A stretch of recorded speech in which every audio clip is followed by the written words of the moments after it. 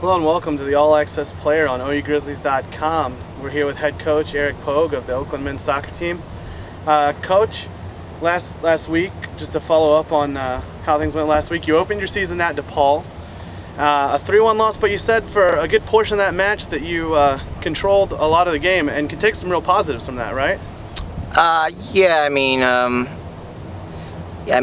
We had some moments where we did some good things. They had one very good player on their team, number 6, Tony Aguilar, and he had probably one of the best games I've seen in my 10 years of coaching college soccer. He really, he just punished us for a few mistakes. He really had 2 shots on goal, and he roped a couple right up into the upper 90 and kind of put us on our heels.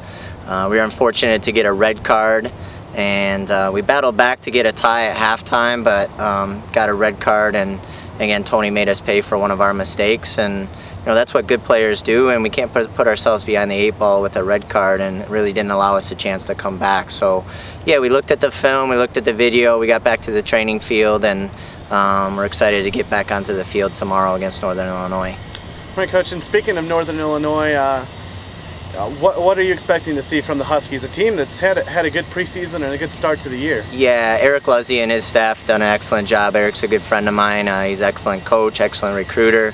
They've done a fabulous job, we've had opportunity to watch a few of their tapes, and they're a really strong team from goalkeeper all the way up to the forward. They got some very dangerous players that can hurt you. They got a strong defensive line that doesn't really allow many goals, a very good goalkeeper, and they're extremely dangerous on restart. So I think they're the total package, and they play really good team soccer. So, talk about a team that really kind of, makes it difficult for you to sleep at night. I think the Northern Illinois Huskies is a team that we're definitely need to worry about, but I think we're excited for the challenge, and that's why we put those kinds of teams on our schedule. To get our tournament tested and get ready for conference play.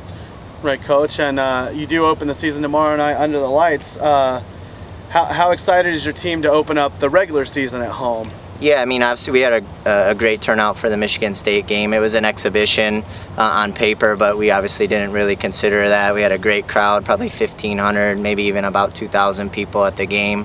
It's Labor Day weekend, so we're not really sure exactly what kind of crowd we're going to get, but we do have all the students back on campus, and the guys have been around handing out flyers, and the soccer community has been great in support of us already. So we're really hoping for a very big crowd again that'll jump behind the Golden Grizzlies and really support us, because our team will feed off of that energy and that enthusiasm, and really create a home field advantage for us, and something that we're going to need against a strong Northern Illinois opponent.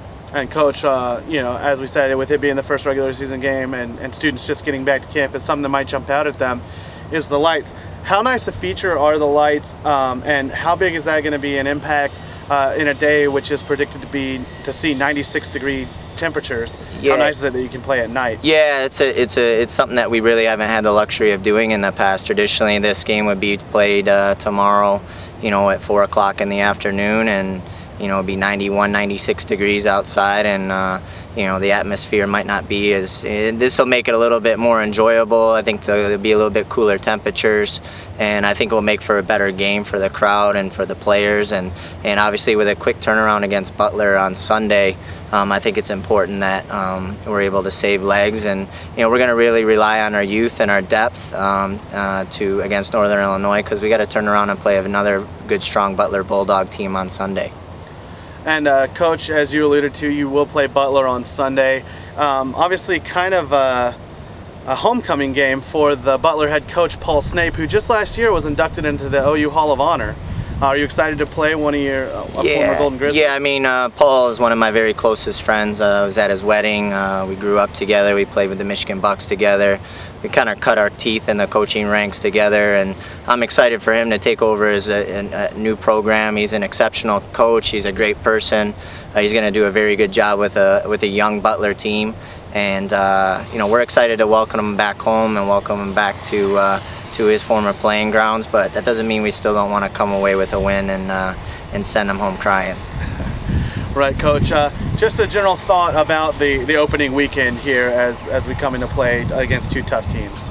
Yeah, the whole point of our schedule is to really match ourselves up within the best teams in the Midwest and throughout the region, and this is no different from that. And we're excited to open up, obviously, under the lights. Two great opponents, two close friends of mine, and Eric Luzzi and Paul Snape, two great programs in Northern Illinois and Butler, and we're excited for the team that we have here at Oakland. It's a long season.